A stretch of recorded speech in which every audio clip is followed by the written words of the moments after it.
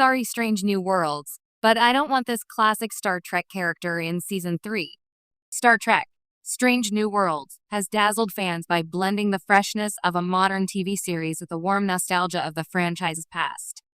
Through its first 2 seasons, the show has struck an impressive balance, introducing new characters while reimagining legacy icons like Captain Pike, Spock, and Uhura.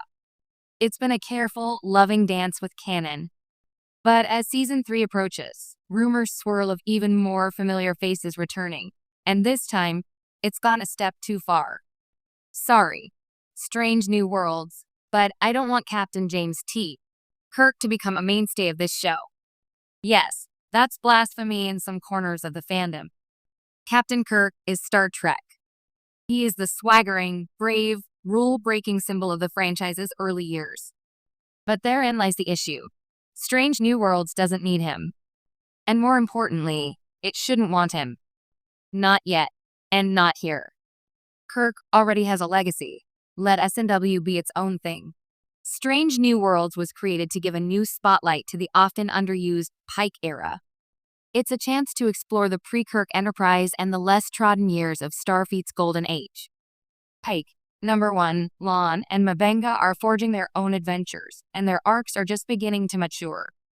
Bringing Kirk in now not only distracts from that mission, it hijacks it. The shadow of James T. Kirk is massive. Even if he's not the captain of the Enterprise yet, his mere presence demands attention. He's too iconic, too charismatic, too legacy-heavy. Every scene he's in becomes about him, whether the story intends it or not. Paul Wesley's take on the young Kirk isn't necessarily the problem. He's charming and earnest, clearly respecting the character's roots. But the truth is, no one can play Kirk without pulling the spotlight, because audiences are wired to see him as the center of the universe. That's not Wesley's fault. It's just what happens when you put that name on screen. Kirk disrupts the ensemble balance. One of Strange New World's greatest strengths is its ensemble cast. Each episode tends to focus on a different character, deepening the audience's connection to the crew.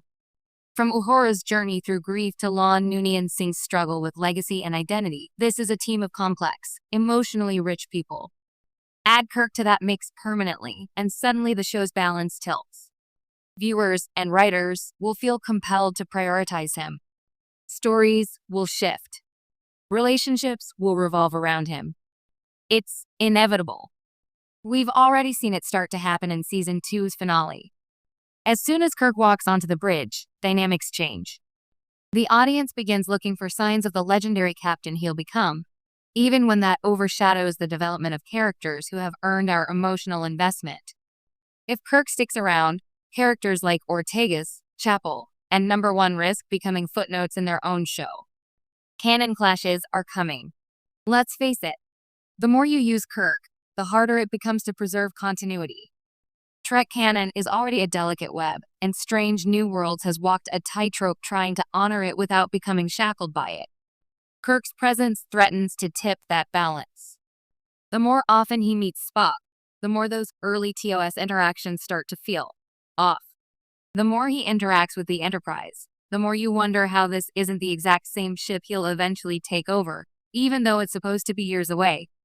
And if he begins developing bonds with crew members like Uhura or Scotty, another possible cameo, we risk retroactively cheapening their original introductions.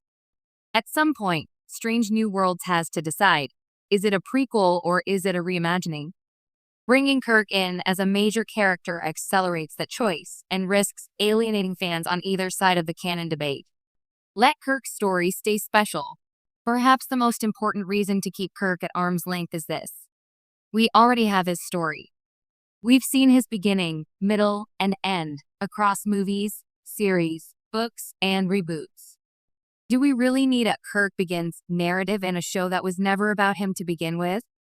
Let Kirk's mystique remain intact. Let us imagine what he was like before he took command. We don't need to see every moment of his Starfleet rise mapped out on screen. Sometimes, mystery makes a character more compelling, especially when we already know where he ends up. Trust in Pike. Ultimately, Strange New Worlds doesn't need Kirk because it already has its captain. Anson Mount's Christopher Pike is one of the best things to happen to Star Trek in decades. His calm authority, foresight give him